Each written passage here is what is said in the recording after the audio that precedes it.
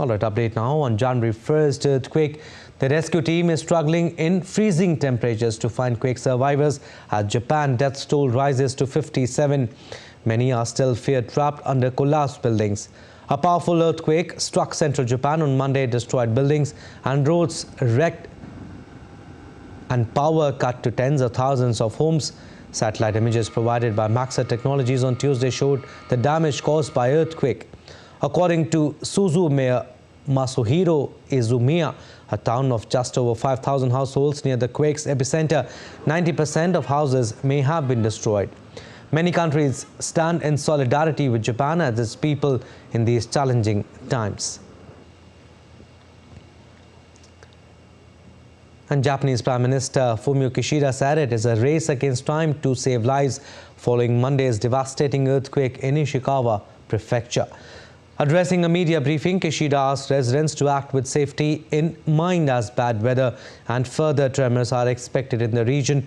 He informed that some sea routes have been opened to deliver aid as road network is badly damaged due to earthquake. Kishida said there are reports that people are still trapped in damaged or collapsed buildings.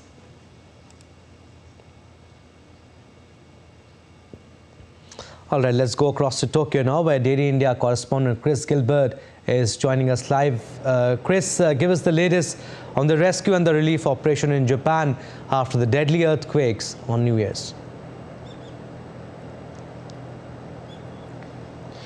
Well, the first things first, I can update the death toll is now officially at 62, and the region has just been hit by yet another aftershock just in the last 40 minutes. The main city of Wajima Noto Peninsula has received a magnitude 5 aftershock, slightly weaker elsewhere in that region, but it's certainly the last thing that anybody there needs, particularly the rescuers who are working in rubble, working in very difficult conditions. It has rained overnight, heightening the risk of landslides and mudslides, further blocking roads. And of course, as you mentioned, there are still great concerns for people who are still trapped under rubble or trapped under partially collapsed buildings. 33,000 households are still without power. Now, that number has not changed in 2 days. It's not changed since the earthquake happened. Power has not been restored to the vast majority of houses that have been affected since the earthquake happened. So these households have now spent 2 nights in the cold and below freezing temperatures, necessarily without heating, without power, and they need aid, they need support, they need water. Water is an inconsistent supply. There are stories coming out of people in Wajima City melting snow to make their own drinking water. And a plane that was trying to deliver that aid to them, as we know, ended up, destroyed in a collision at Haneda Airport last night. So it's really one catastrophe after another, and it is the 3rd day now we're going into for rescue efforts, and the government is still trying to wrap their heads around just how bad the damage is and the extent of the response that is needed. Right, prayers for Japan and unfortunate incidents happening in Japan. But as we see in the visuals also, Chris, rescue operations have been hindered by badly damaged and blocked roads.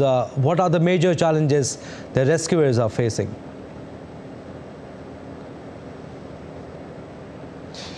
Yeah, so I mean, this is a very mountainous part of the country, that peninsula, and the villages are in pockets and valleys. They're hard to access. They're small roads. The major city is on the far side of the peninsula and most easily accessed by helicopter, plane, or boat. At the moment, it's taking a long time for resources and aid to reach these regions, and so the government at its press conference 24 hours ago was saying we're still trying to work with local officials to figure out exactly where the priorities should be, exactly where the greatest damage is. You mentioned 90% of the buildings destroyed in Suzu. They can easily go through towns like that, but accessing those pocketed communities throughout the peninsula is much more difficult.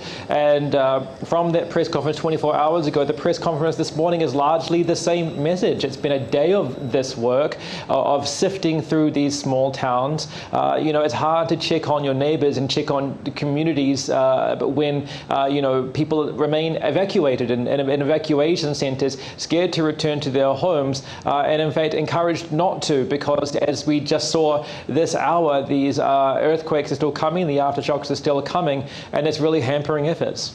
Right, government race against time to save the Quake victims. Thank you. We'll leave it at that. Thank you for getting us the latest from Tokyo, Chris.